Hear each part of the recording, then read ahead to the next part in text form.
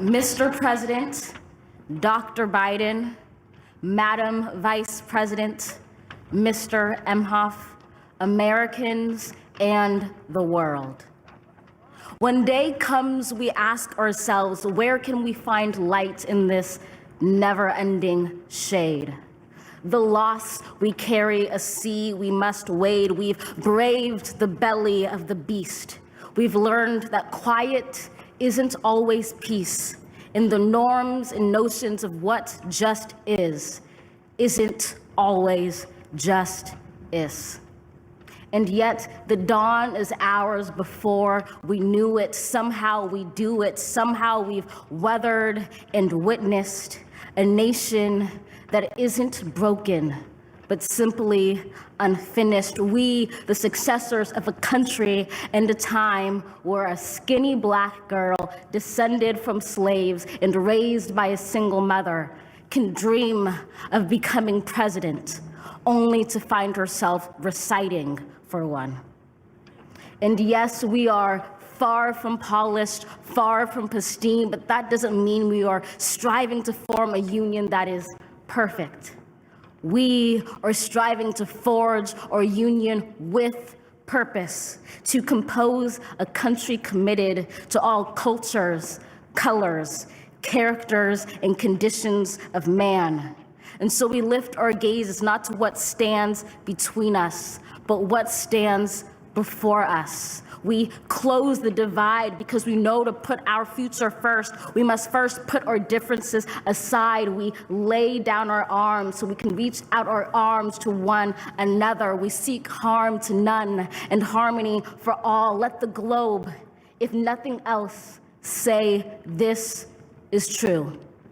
That even as we grieved, we grew, that even as we hurt, we hoped, that even as we tired, we tried, that we'll forever be tied together, victorious, not because we will never again know defeat, but because we will never again sow division. Scripture tells us to envision that everyone shall sit under their own vine and fig tree, and no one shall make them afraid.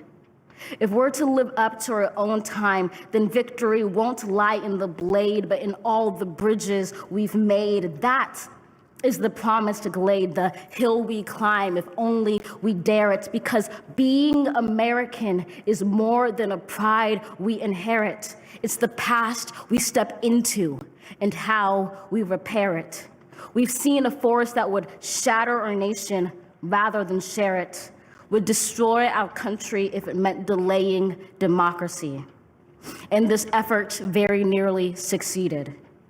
But while democracy can be periodically delayed, it can never be permanently defeated. In this truth, in this faith we trust, for while we have our eyes on the future, history has its eyes on us. This is the era of just redemption. We feared it in its inception. We did not feel prepared to be the heirs of such a terrifying hour, but within it we found the power to author a new chapter, to offer hope and laughter to ourselves. So, while once we asked, how could we possibly prevail over catastrophe? Now we assert, how could catastrophe possibly prevail over us? We will not march back to what was, but move to what shall be, a country that is bruised but whole, benevolent but bold, fierce and free. We will not be turned around or interrupted by intimidation, because we know our inaction and inertia will be the inheritance of the next generation. Our blunders become their burdens. But one thing is certain: if we merge mercy with might and might with right, then love becomes our legacy and change our children's birthright. So let us leave behind a country better than the one we were left. With every breath from my bronze-pounded chest, we will raise this wounded world into a wondrous one. We will rise from the gold-limbed hills of the West. We will rise from the wind-swept Northeast, where our forefathers first realized revolution. We will rise from the lake-rimmed cities of the Midwestern states. We will rise from the sun-baked South. We will rebuild, reconcile, and recover in every known nook of our nation, in every corner called our country. Our people, diverse and beautiful, will emerge battered and beautiful. When day comes, we step out of the shade, aflame and unafraid. The new dawn blooms as we free it. For there is always light, if only we're brave enough to see it, if only we're brave enough to be it.